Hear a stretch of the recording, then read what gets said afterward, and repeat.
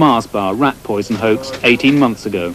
Hoax or no hoax, shopkeepers across the country weren't taking any chances today. Millions of Mars bars were being removed from display shelves and taken behind the counters awaiting examination. It cost Mars £3 million, a stiff price for funding dental research using monkeys. The ALF is run from this building in Hammersmith, West London, rented out in the name of a firm of office cleaners. Although it's still a legal organisation, the ALF likes to cloak itself in secrecy. Because each cell is autonomous, coordination is more or less non-existent. The ALF's founder, anarchist Ronnie Lee, is currently on remand on a charge of causing criminal damage, but there has been no let-up by the activists. The strength of the ALF is its loose organisation. Now, a number of people in the movement have told me that you are the leader of one of the hardest groups in the ALF. I don't expect you to admit that, but you are widely regarded as, if you like, one of the godfathers of the movement. The police have described you as one of the ALF's chief of staff.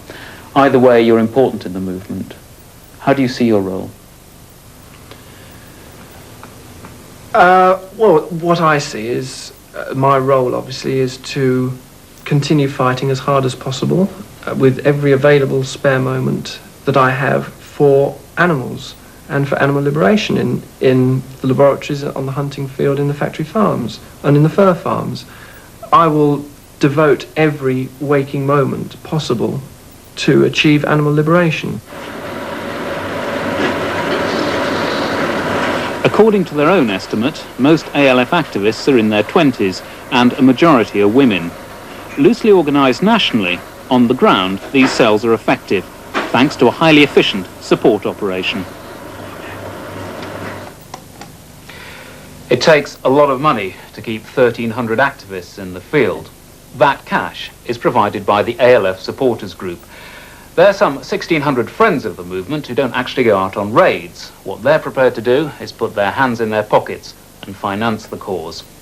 And this magazine is provided for them by the ALF. It's the ALF Supporters Group Bulletin. And if you look at the covers of this magazine, what you find is a consistent theme of violence, which seems to have less to do with a love of animals than it does to do with a dislike of other human beings.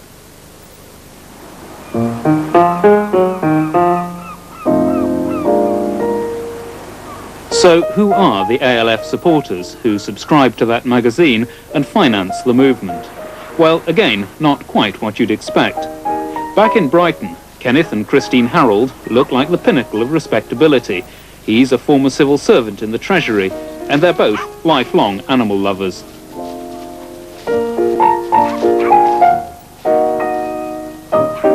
The Harolds live in comfortable retirement, their home reflecting their overriding interest.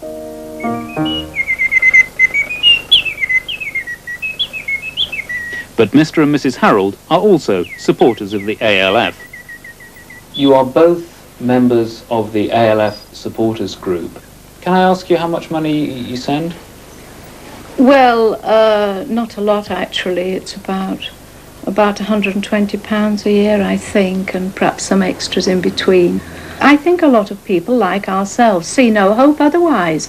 I mean, anyone, if they look at it intelligently, must admit there's no hope.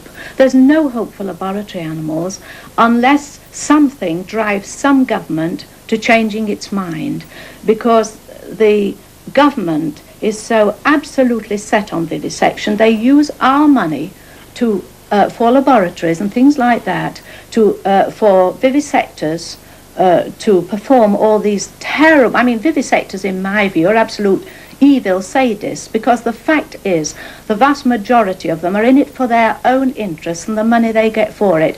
You only have to see the appalling things they invent to torture animals with.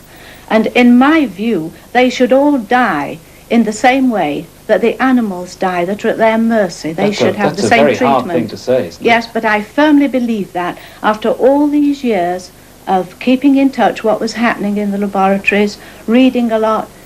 seen photographs, following it very carefully. As I'm sure you know, a group of meat trucks were recently firebombed here in Brighton. How do you feel about being associated with that kind of action?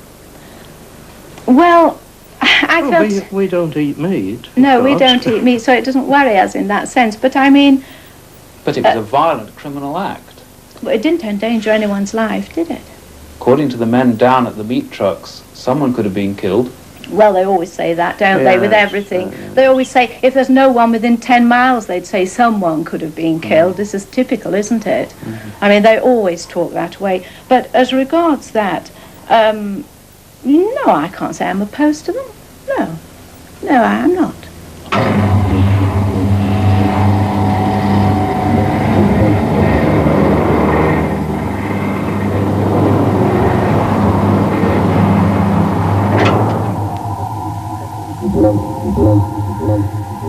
One aim of the animal rights extremists has been to turn every vivisection laboratory into a fortress.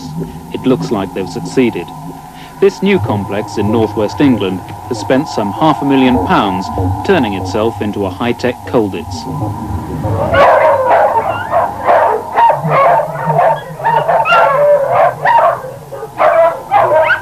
They've got good reason to be worried. In the last 3 years, the activists have developed new tactics, mass invasions in broad daylight. Alongside the small-scale ALF raids, they've formed themselves into much larger units, animal liberation leagues.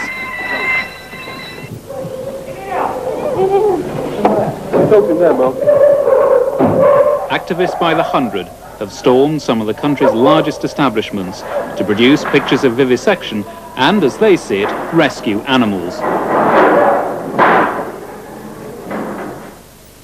In 1984, the Leagues launched a major campaign. 130 activists broke into Wickham laboratories in Hampshire. 180 broke into ICI in Cheshire. And in the same year, an army of more than 300 stormed the Unilever plant in Bedfordshire. In each case, some of the activists have been caught and jailed for up to 3 years. It doesn't seem to have stopped them.